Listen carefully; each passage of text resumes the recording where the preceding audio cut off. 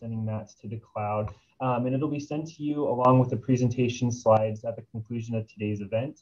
If you have any questions, you can put those in the chat. I'll be monitoring that, and we'll have a time at the end to go over some of the questions before we go to the next session.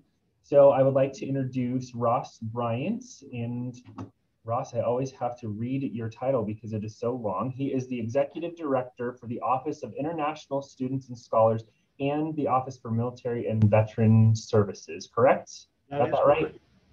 Awesome. So Ross, I will turn it over to you and Melissa, and you can go ahead and get started.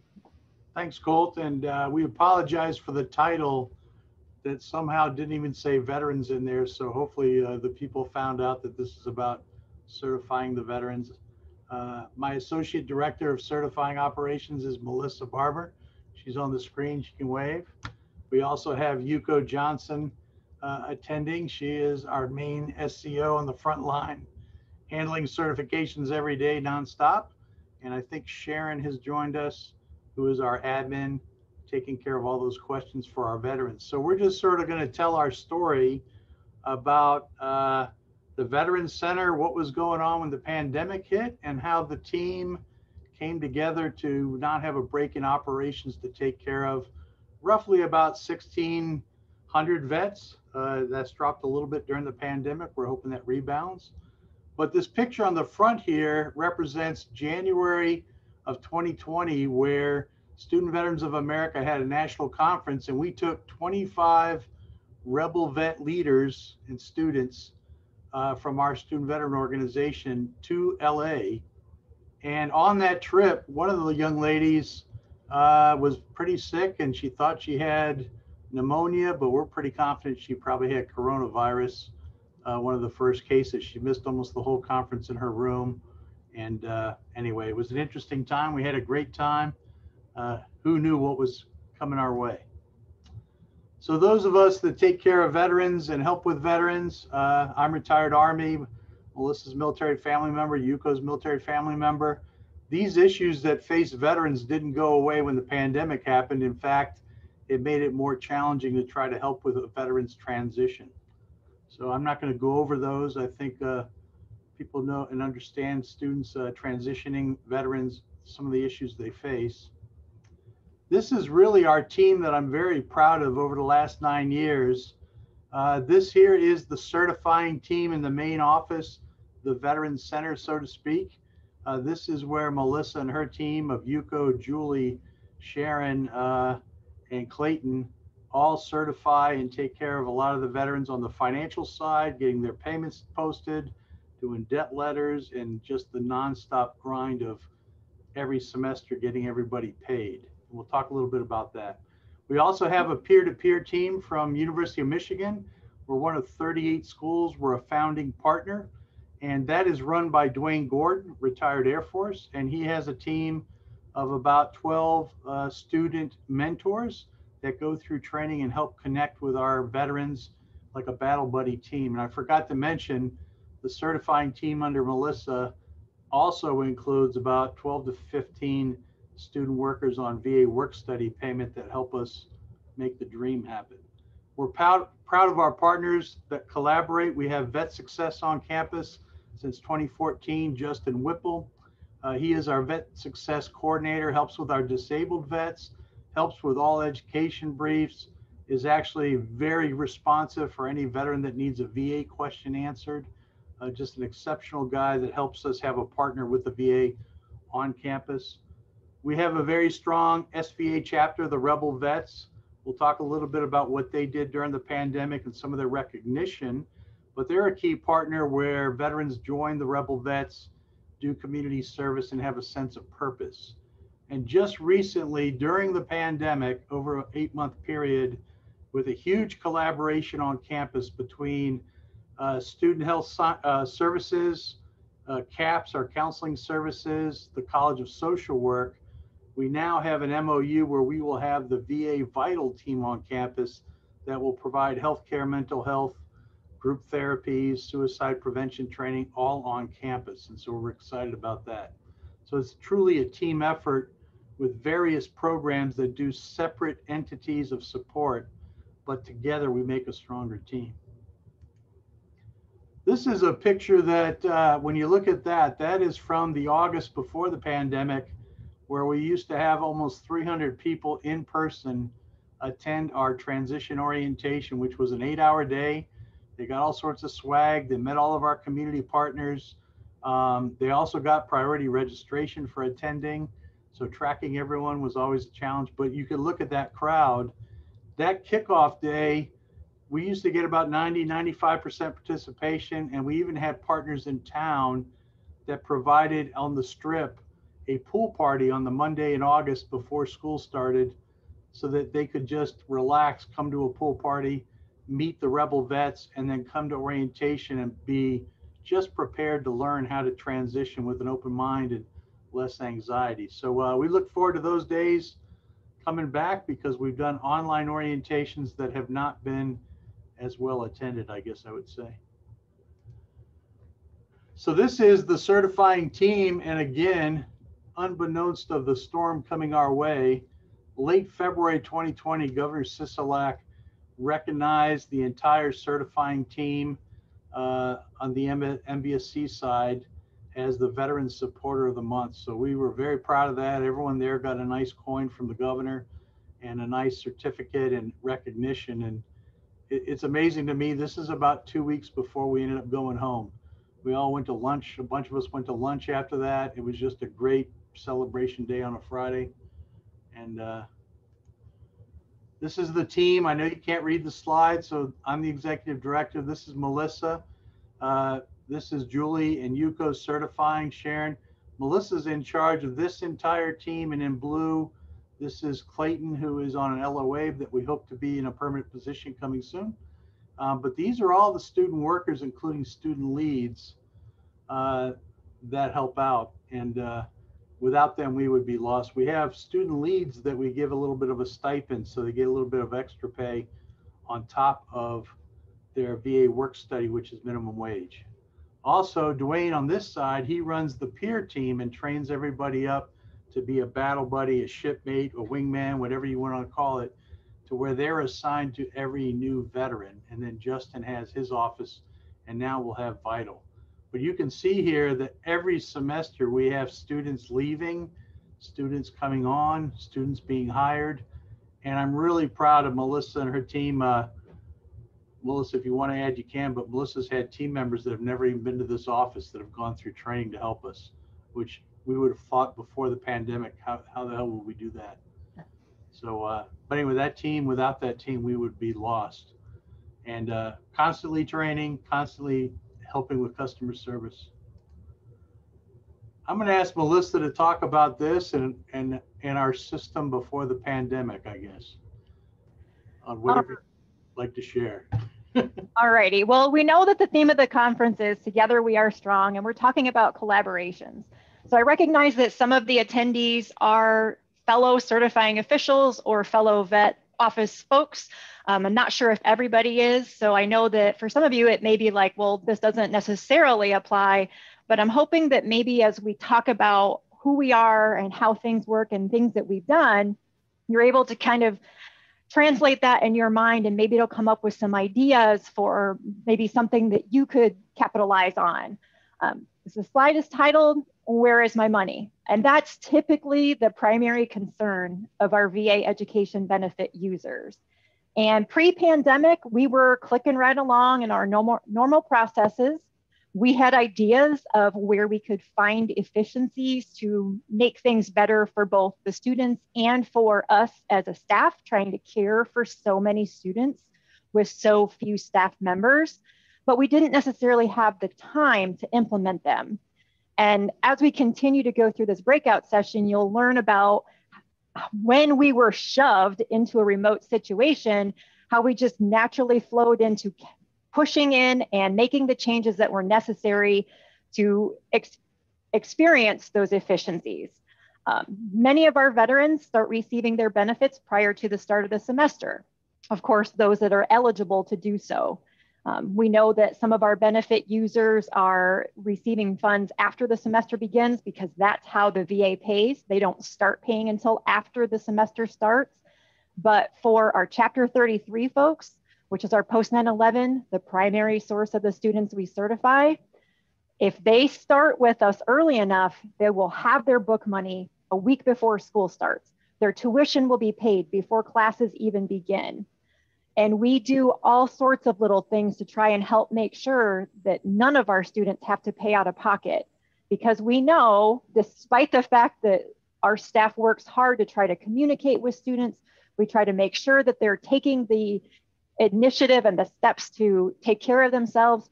We know that a lot of students don't prioritize, or just something happens and they're enrolling late. They're in a rush to get those benefits going because they need the money now. So we have found ways to prevent them from having to pay out of pocket by use of service indicators or student group codes. Just depends on what the particular situation is. As you are all aware, NSHE does allow in-state tuition for veterans and family members within certain parameters, and those parameters should be going away soon. So hopefully it will be even simpler to assist students who are using VA benefits and qualify for in-state tuition. I mentioned the use of student group codes, and student group codes is how our office is able to allow priority registration. So that all ties into the earlier that students can register, the earlier they can request benefits, the earlier we can certify, the more timely their payments from the VA begins.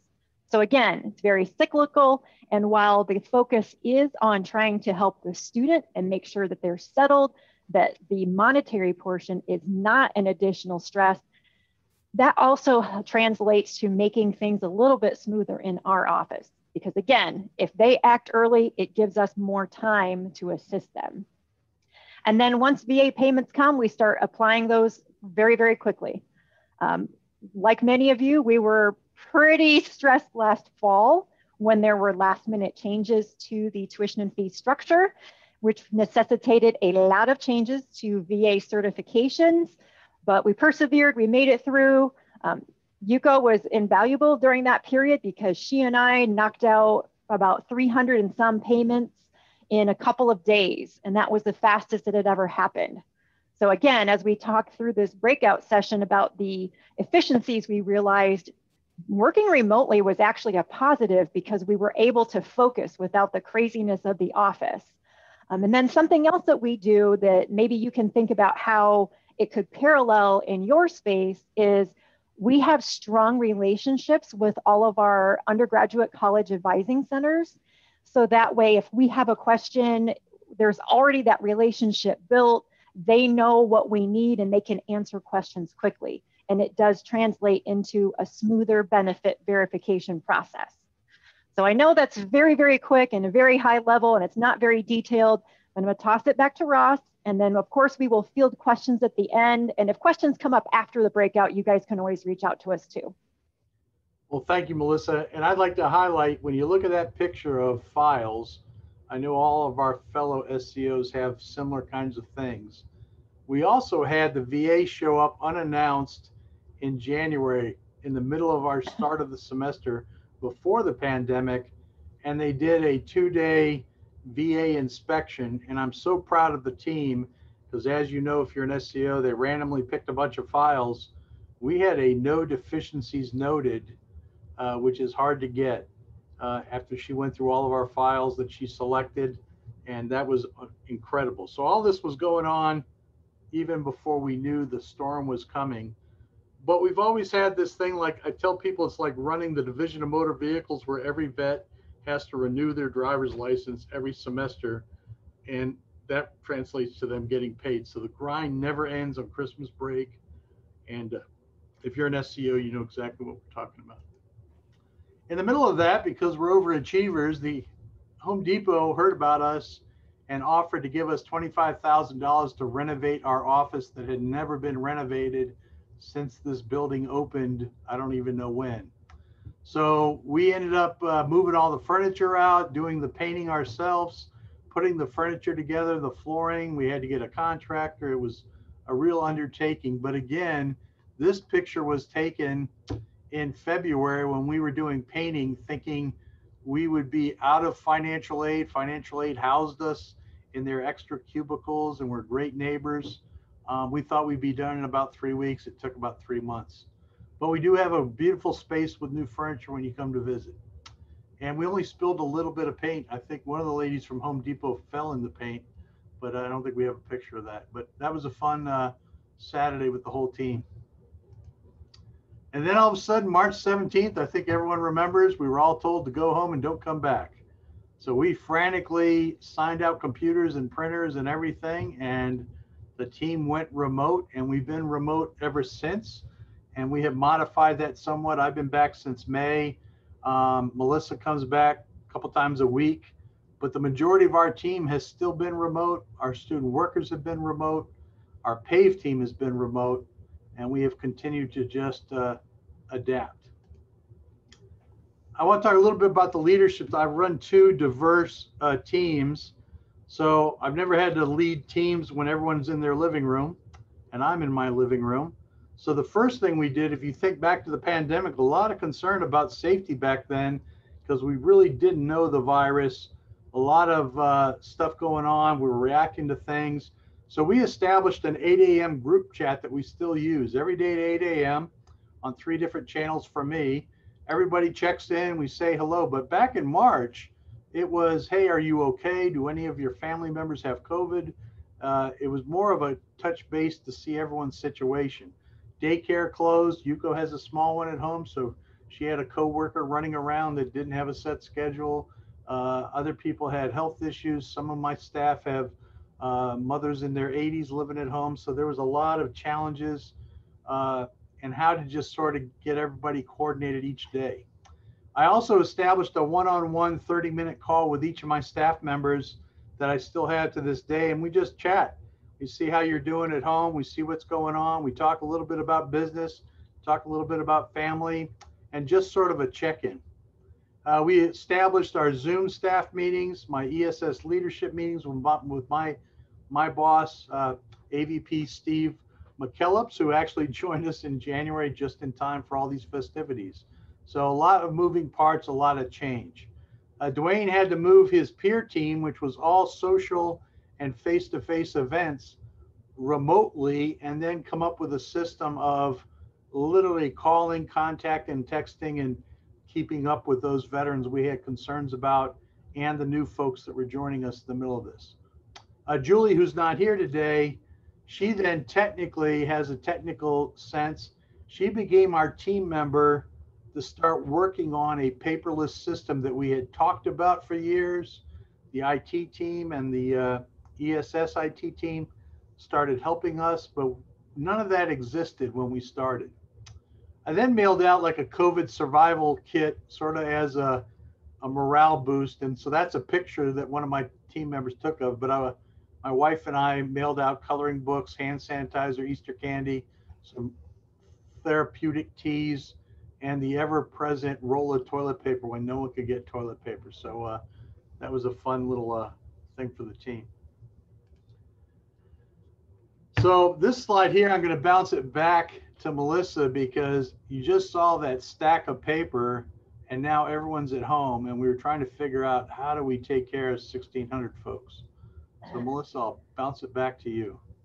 All right. So I think some of us, at least, and I'll lump myself in that category, and we were hearing about this whole coronavirus thing and hoping that maybe it wasn't going to impact as big as it did.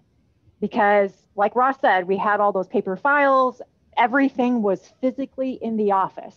So the idea of trying to quickly move to a remote situation and still manage to take care of our students was a little daunting. But fortunately, good teams will rise to the occasion and started working with our student workers especially. And our student workers totally blew my mind. They were fantastic and they were amazing. Within a day, we kind of sat down and sketched out what would become a series of Gmail folders that would allow us to simulate the physical file stacks from the office. And it actually worked very well for us to make sure that everything was kept straight. We made sure to communicate to our advising centers what we needed instead of having these paper forms that were sometimes physically walked around campus or they were scanned around. We made sure that the students knew they could take a photo of their document, send it to their advisor, and we could take the advisor's email notice as a signature. So we did all of that, just like I said, within a day. And as soon as my student workers and I sketched that out, one of the leads took that, trained everybody else on the team that was available that day, and off we went. Like I said, the virtual files replaced the paper files, and we had been working a little bit on a move to a paperless system, and it's actually a PeopleSoft modification. So Julie and I had started working on that late in 2019, but we were still in the very early stages. And of course, when we were pushed to the remote work situation, it sort of stalled that process for a short period, but then it also simultaneously kicked it into overdrive because we were working with this email folder system and working to develop this modification so that we could actually use it. And we went live with that last fall in November.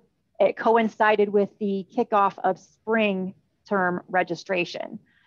So we had a lot going on. It was a super hectic time on top of being a super hectic time.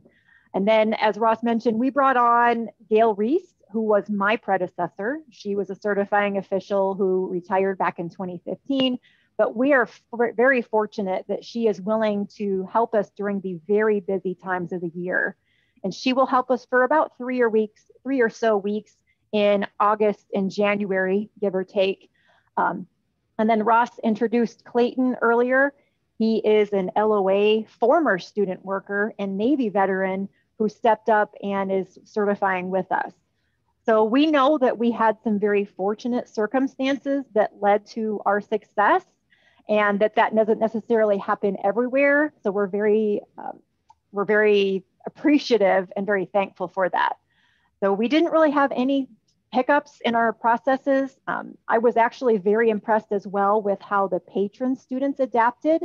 We know that students don't necessarily read their emails, and that was still a little bit of an issue, but I almost feel as though our patron students also rose to the occasion, and they coordinated with us and they participated with us to help make sure their benefits were still processed in a timely fashion. Well, I'd like to add, Melissa, so we also had those veterans that are always dear to our heart, that when we said, hey, we need you to scan your DD-214 to us, they're like, man, I've been here for 2 years. What do you do, lose our paperwork? Like, no, we are all remote. Could you just help us out so we don't have to go through the files when no one's at the office?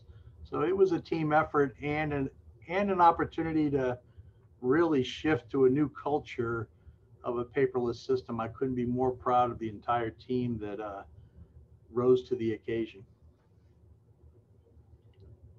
Anything else to add on that, Melissa? Or? Not that one. I think we'll touch more on the paperless here shortly, and then I'm curious what kind of questions we might have. Okay. Perfect. Such a short session to cover such a whole crazy year. I'm not going to go in too much detail, but the PAVE team really had to go into overdrive and change their entire dynamic. We used to have a crowded office of people sort of socializing, having a vet come in, sitting down, having a cup of coffee, coaching them, getting them resources. We had to move all that remote. And I don't like to highlight this, but we've had 4 veteran suicides and 2 family member suicides since 2012. So all of those tragedies were veterans who were isolated, lonely, despair, in a dark space, and not connected to us. So now when you think of everyone being remote, that was a big concern for us. But if you see at the bottom there, the PAVE team did over 5,000 outreaches and interactions during remote operations. Outreaches are contacts with everyone.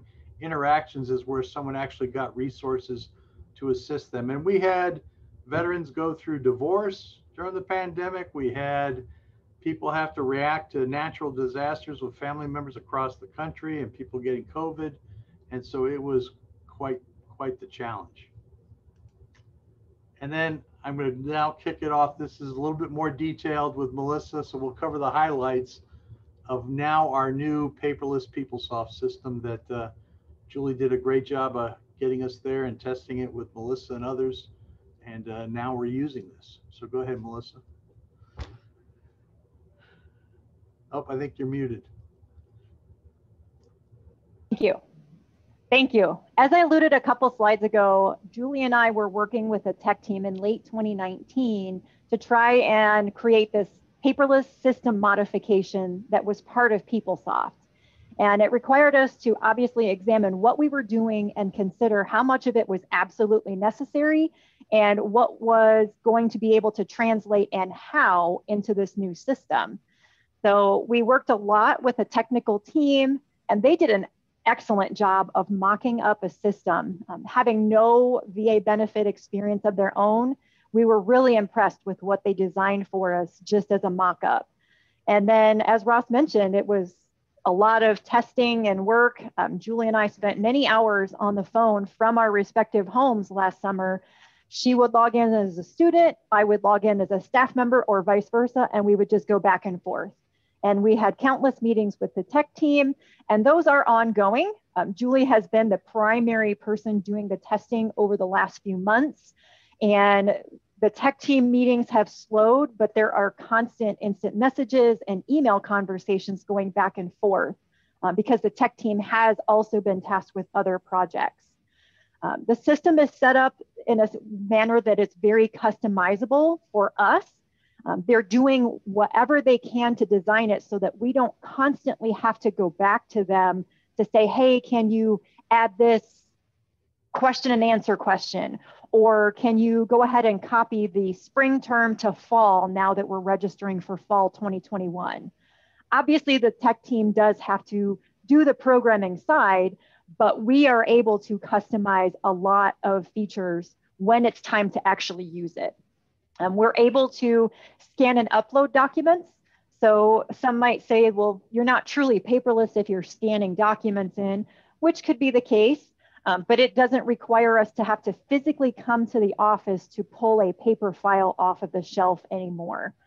We're able to monitor our workload through a series of queues. So instead of seeing that stressful stack of giant paperwork, now we can go in and say, okay, we currently have about 125 certifications that are ready for a certifying official to certify to the VA. And that was an accurate number as of yesterday. We have about 100 students who have already requested certification for the fall, and we want to keep that going.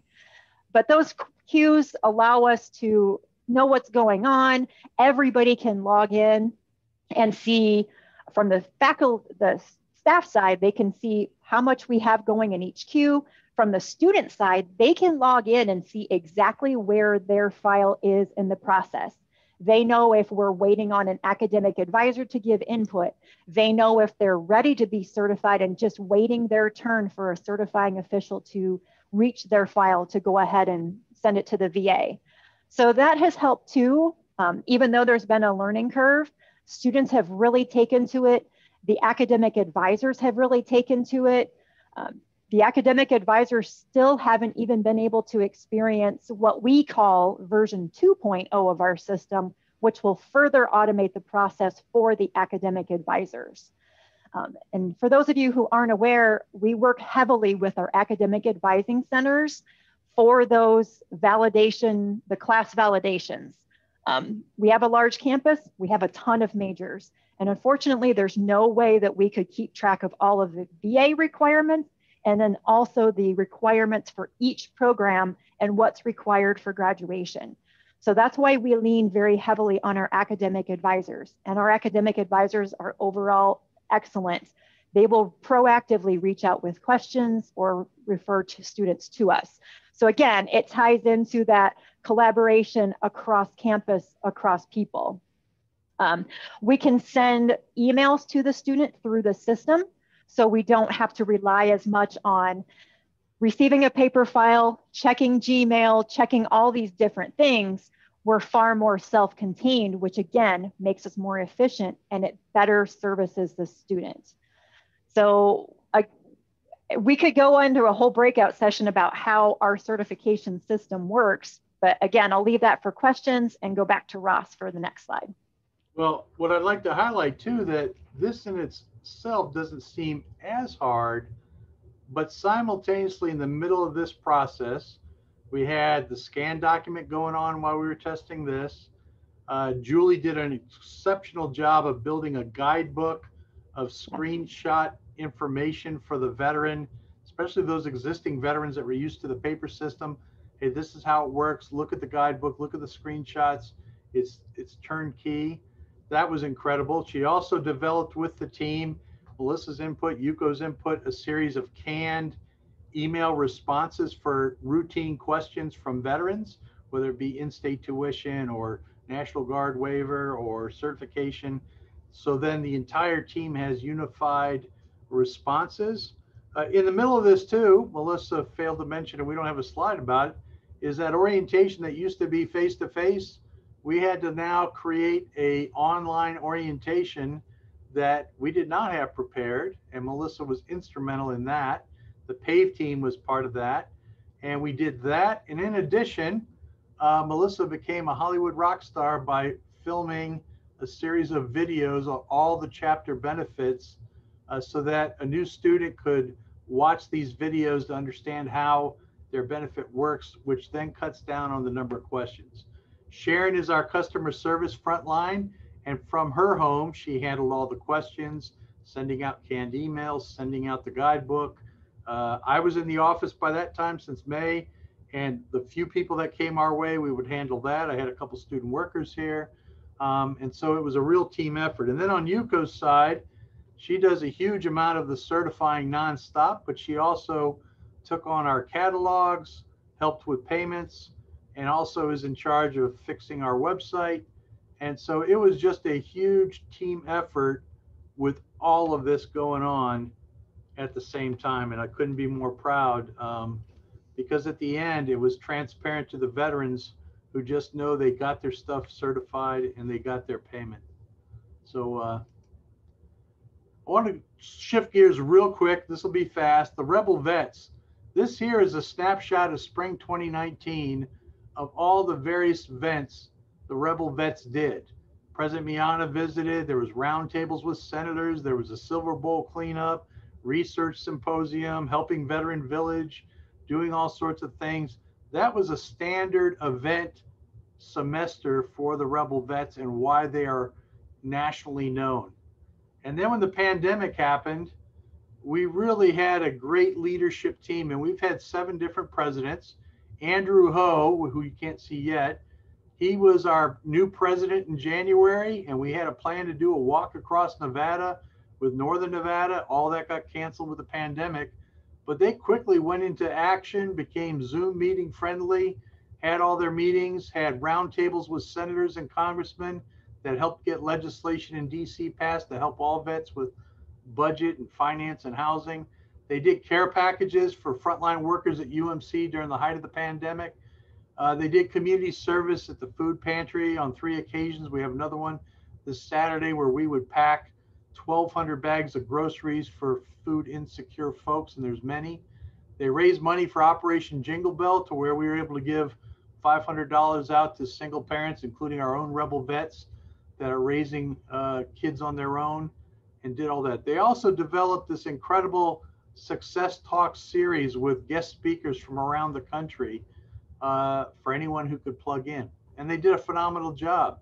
The other thing they did is we had those isolated vets that we were concerned about. We established social distance individual hikes at parks across the valley to where maybe 10 or 11 vets who had to get out of the house and meet somebody with a mask on would go on a short walk and people could chat and connect. And we did that to make sure we didn't have anybody isolated.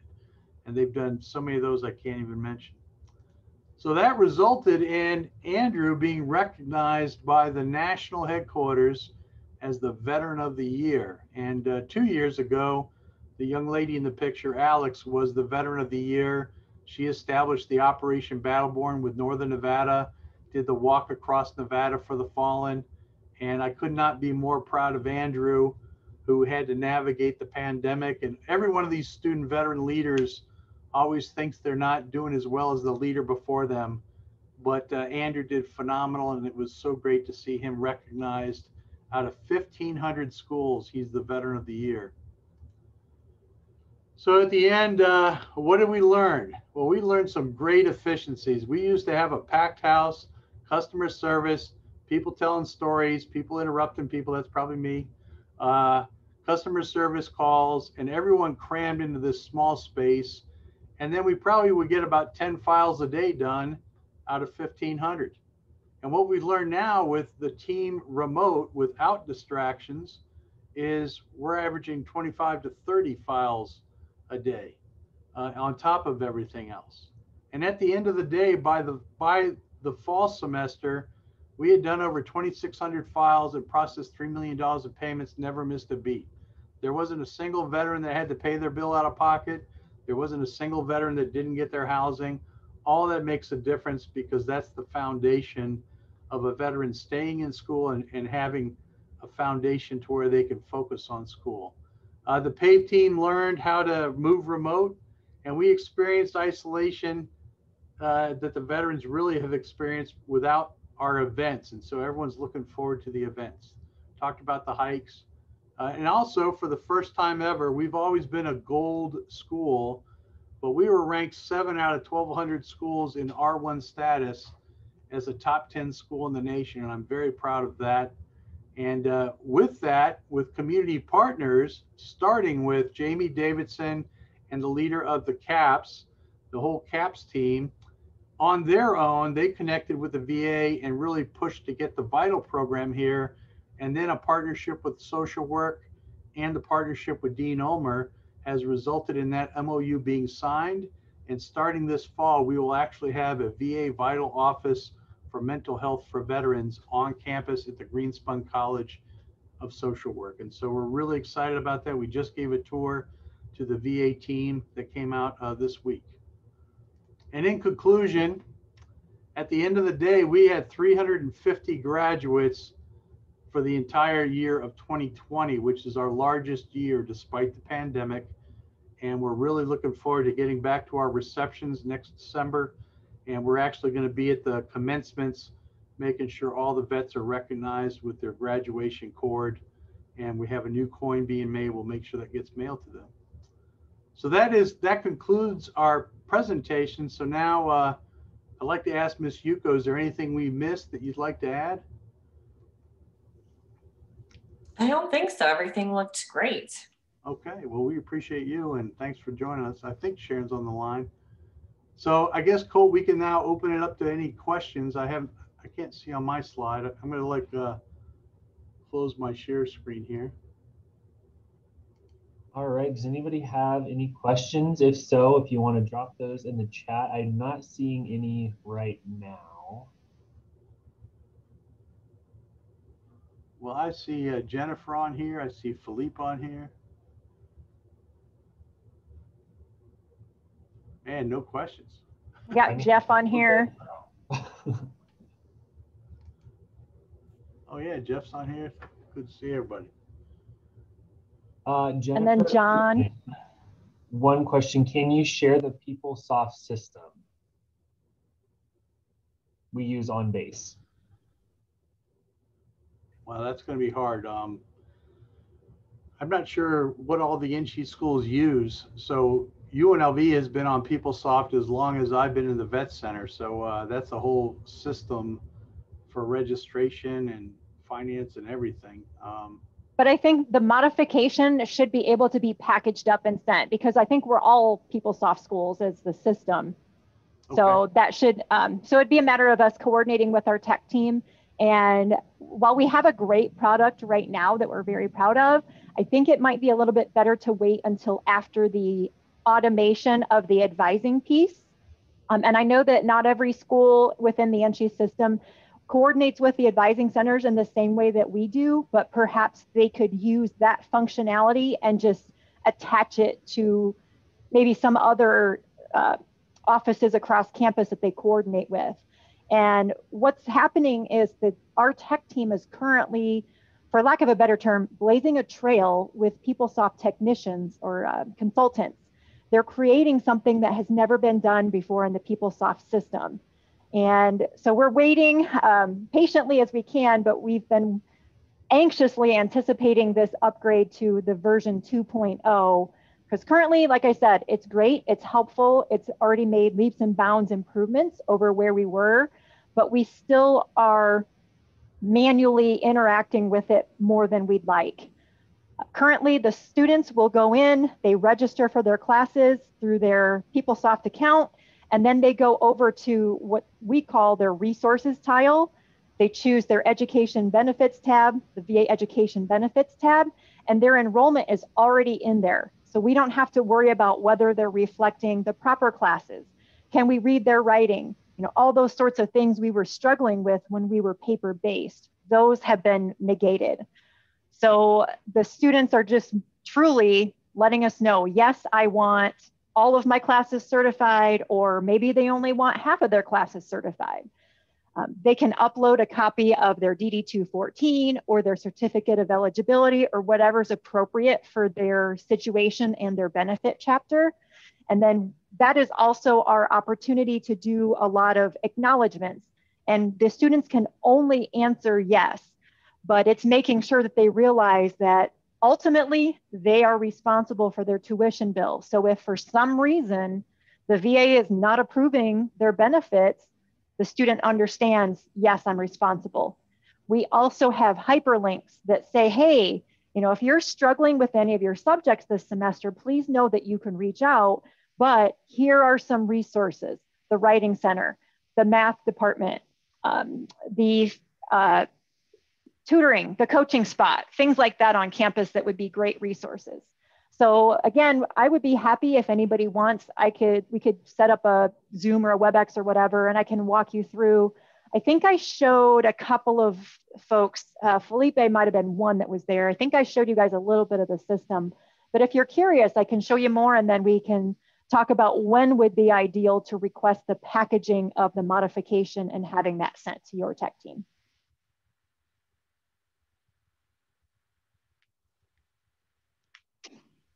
So while we're looking at Jennifer's question, one thing I forgot to add is there was a lot of turmoil with the National Guard. We have a lot of National Guard members with the Guard waiver, but a lot of Guard members were deployed for the COVID support.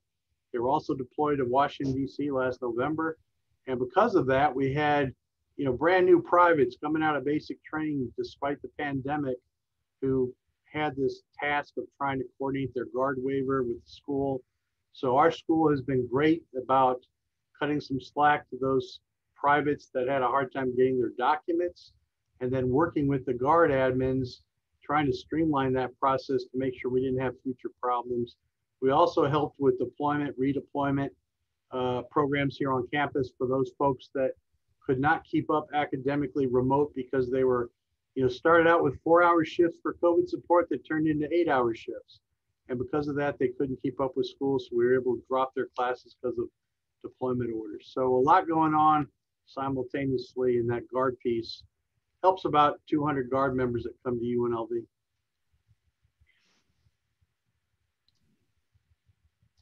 And Jennifer also said, we do our own advisement, but you spoke of some of the student portion of automation that's interesting. Once 2.0 is complete, is your system analysis team, if your system analysis team could share it with GBC, that would be appreciated.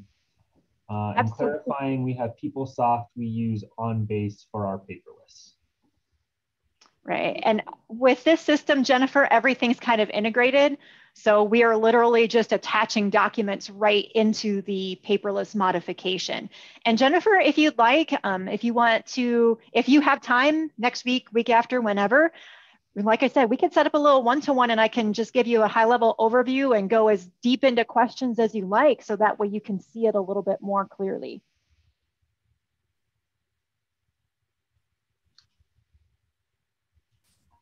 All right, any other questions? I'm not seeing any right now. I'd like to add Philippe and Jeff, we can't wait to get out on OBB again, maybe next May, we're hoping.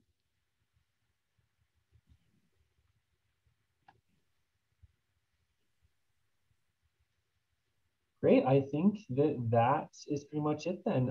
Any last remarks before we wrap up the session? Well, because we were recorded, I didn't put on my Do Epic Stuff hat, but It made one of the photos right when Dr. Fain popped in. that's right. There you go. Now, I think that if anything, the way that the last year went for our office just emphasized how together we are strong and the collaborations. Again, some of ours were already in place, and we just naturally had certain individuals that just like, you know what, we can do this, we can make it happen. So it was nice rather than having individuals that were saying, oh, it's too much, it's too hard, this, we can't, we've always done it this way. It brought out the best in people for stepping up and doing what needed to be done. So that was really awesome to see. And we're ready to get back to our new carpet in the office. We're looking forward to our events and our grad party and engaged breakfasts and all those things, and traveling up north to see the folks up north like we used to. And so anyway, we're just looking forward to getting back to a real life, you know what I mean? So obviously we're hoping that everything continues to improve. Well, thank you, Melissa, and thank you, team. Good seeing you, Colt. Yes, thank you, everyone. Oh, go ahead. No, I was just going to thank everyone for attending. We appreciate your time. I know we were light on questions, but we appreciate those of you who were here with us today. All right, I am going to stop the recording.